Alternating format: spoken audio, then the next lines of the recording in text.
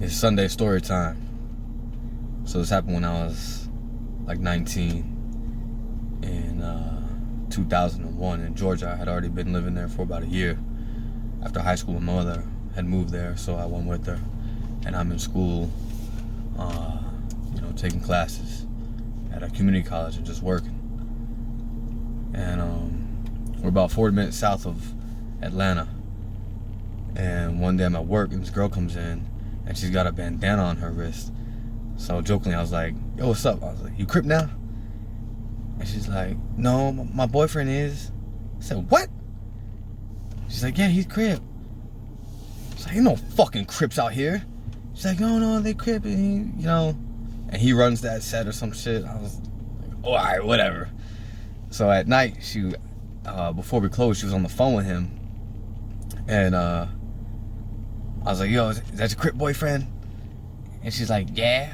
And then he must ask, like, who is that? She's like, oh, some boy, I work with, he don't believe, you Crip or that it's Crips. So she puts me on the phone with him. And I was like, what's up, man? And he's like, oh, you don't believe, I'm a Crip, these Crips, and what's up, you talking shit? I said, man, ain't no fucking Crips out here. He's like, yeah, there's Crips. I was like, what set are you? What chapter opened up out here that there's Crips? What street are you running? Like, what block are you guys on? He's like, oh, some dude came. I was like, who put you on? He's like, some dude came down from the Midwest or whatever, and he's talking about he opened up a chapter on there, and this kid's running it. So, I was asking, I'm like, what block are you from? Where are you guys at in this town? I was like, you're spread out all over. What are you doing? Holding down the bowling alley? And he was like, nah, talking shit. We're talking shit to each other. And I was like, well, you Crip, man. What star you guys, use? 5 point, 6 point. He's like, 6 point. All right, so spit some knowledge. What are the 6 points? He's like, oh, we don't do that.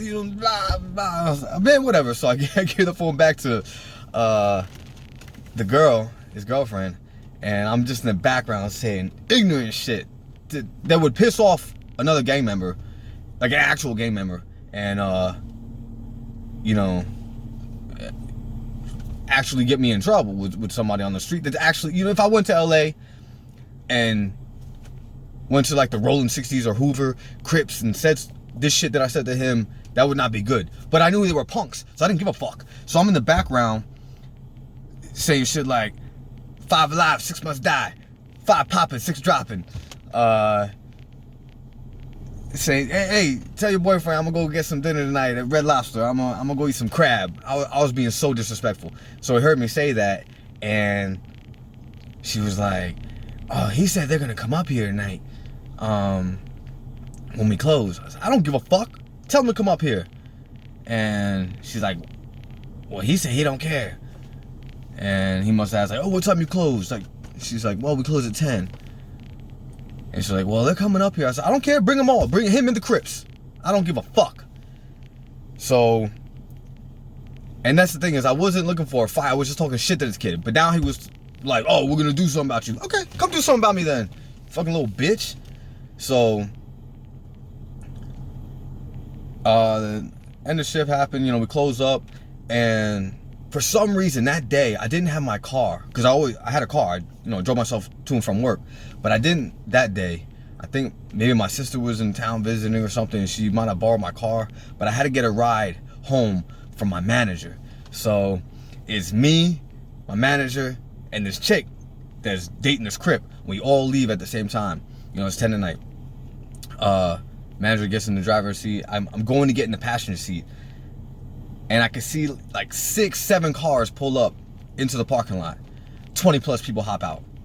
And I hear that one dude talking shit like, yo, what's up, man? Yo, you run your mouth. And I get out and I'm like, what's up? He's like, yo, you'd be mad disrespectful. What's up with that C-Rab shit? You saying that C-Rab? I'm like, yeah, fuck you, fucking crab motherfucker. And then, his boy's like, oh, yo, what's up? You disrespected? I said, do something. Fuck you gonna do? I said, there's 20 of you. What the fuck you gonna do, you little bitch? And I thought I was about to fight these kids, and I'm about to take some of them on. I can't fight 20 plus kids, even though they're all punks. At some point you're gonna lose by numbers, even if they were 13-year-olds. If I get jumped by 25, 13-year-olds and I end up on the ground, they're gonna fucking hurt me. But I had a razor on me because I used to always carry something. Like in high school in Puerto Rico, I had a butterfly knife. I was real good. Open and close that thing. And I also had a razor in my pocket because other kids I knew, like, they could carry like razors in their mouth. When I was a teenager, a lot of kids, they could like, spit that around, turn away, slice you in the face. So I tried to put a razor in my mouth when I was young. I would cut my mouth, so I'm not doing that. So I would keep it in my wallet at like a certain length to, you know, so I could reach back there and just pull it out if I ever needed it. So I had that on me. So he's getting close to me. I pull that shit out. I'm like, oh, what's up? What's up? He's like, oh man, drop that knife. I said, ain't no knife until razor, motherfucker. He said, come on. He said, no, drop that shit. I was like, I'm not dropping nothing. I said, there's 20 plus of y'all. You know, I'm not dropping nothing. I said, you want to fight? Come here. I said, I'm gonna fucking cut you. And he just kept talking shit. I was like, come on, man. I was like, you tough, right? You tough. He's like, put it down. And they're all balking, yeah, put that shit down. I was like, no, come at me. I'm gonna fuck you up. And they just kept telling me to put it down. I'm like, I'm not putting shit down, not even that. Yo, you gangbangers, right? Where the fuck are your weapons? And none of you got a knife on you? Nobody's got a pistol? That's right, because you bitches. None of you, what the fuck is it, you gangbangers? Ain't nobody got a weapon. There's one dude out here with a fucking razor, and I'm shutting all you down. And my manager was sitting there in the car, like, watching this all go down, like, Eddie, get the fuck in the car! And she ends up, like, snatching me in, and then we just drive off, and that was it. And I never saw those kids get, like, they never came up again. I never ran them into town or nothing. It's just, I think I ended up leaving shortly after, you know, moving out of Georgia and whatever. Then I went in the military and whatnot. But yeah, that was me being a knucklehead in the sense that, see, I wasn't looking to fight. I was, and granted, I was talking shit to this kid, but I wasn't looking to fight. I was just talking shit. Just like, you know what I'm saying? You can't take the shit talk or whatever. But it was when he presented like, oh, we're gonna fuck you up. Oh, you gonna fuck me up? Oh, okay, come on then. That's what I was on, is that I wasn't looking to get physical, but I was ready to get physical. That, you know, it was just stupid. And had they, you know, someone could say, oh, well, what if they were real? What if they were real? Like, if I was in LA and some girl came in at work with a flag on, you know, bandana on, and was like, oh, my boyfriend's a Crip, I wouldn't have said that, because that would probably be real. Like, oh yeah, her boyfriend's a fucking Crip. But where we were, there were no Crips. Not at this time. These kids were bitches. Let me tell you, okay? They were individual. I could have fucked all of them up, about one by one. I'll fuck you up and I'll fuck you up, because they're all bitches. But collectively, had they jumped on me, yeah, I would have sliced some of them. But you imagine getting jumped by 20-something people? I mean, they would have fucked me up. They could have killed me. You know, if they, in numbers, or what if they had brought weapons, knives, bats, and I egged that situation on. You know, I was like, all right, come up here, because to me, I'm not a bitch, but that is stupid, right? But that was me being a knucklehead. So that's just a story for today. But next time I'll tell you about how I got into a fight at work, inside the job, with another kid that I work with, over some racial stuff. So that'll be the next one. All right, peace.